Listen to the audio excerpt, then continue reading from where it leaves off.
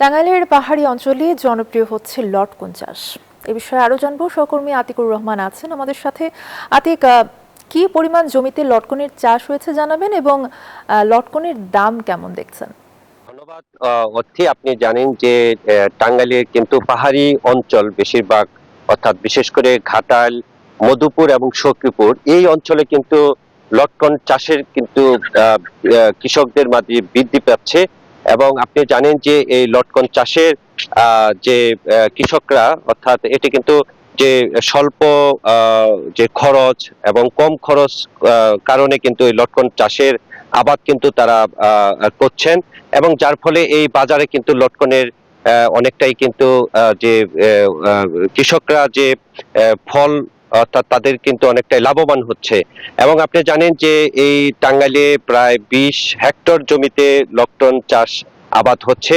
এবং এই যে পরিবেশ এবং আবহাওয়ার যে অনুকূল পরিবেশ থাকার কারণে এই লটকনের চাহিদা কিন্তু কৃষকদের মাঝে বাড়ছে।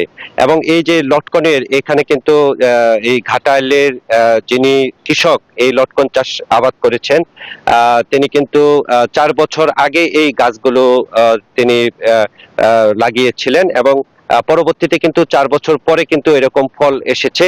এবং গত বছরের তুলনায় এই বছরে কিন্তু অনেকটাই লটকনের ফল কিন্তু ভালো পেয়েছেন। আমরা একটু কথা বলবো যিনি এই লটকনের চাষ করেছেন।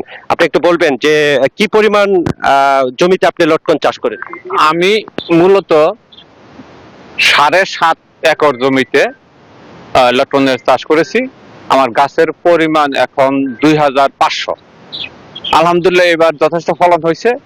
আর এই গাছটা চাষ করার একটা সুবিধা হইলো খরচ কম। এটাকে আমাদের গ্রাম্য ভাষায় বনজ ফল বলে জানে। আর এই ফলের চাহিদাও এখন অনেক হচ্ছে, বাংলাদেশের মানুষ এখন লটকন খাচ্ছে। আর এই ভেজালের ভিড়ে, ফলের যে ভেজালের ভিড়ে লটকনের চাহিদা দিন দিন বাড়ছে। আর এই বছর আমার লটকন পাকার আগেই ব্যাপারীরা আইসা পাইরা নিতেছে। ওরা খুব আগ্রহ সহকারে পাইরা নিতেছে। পাকতেও দেয় না, গাছে পাকতেও দিচ্ছে না। এখন লটকন কেবল রং ধরতেছে, পুরাপুরি পাকে নাই, তারপরে নিচ্ছে। আর এই এলাকায় মূলত লটকনের চাষ কম হচ্ছে, খুব কমই আছে আমাদের টাঙ্গাইলের লটকনের চাষ। আনারসের ধন্যবাদ। তিনি বলছেন যে লটকনের গতবারের চেয়ে এবারে কিন্তু লটকনের তার কিন্তু আবাদ বেশি হয়েছে, ফলন। এই ছিল আমার কাছে সর্বশেষ। টাঙ্গাইল থেকে ফিরে যাচ্ছি স্টুডিওতে। অর্থী। ধন্যবাদ। আতিকুর রহমান জানাচ্ছিলেন টাঙ্গাইল থেকে।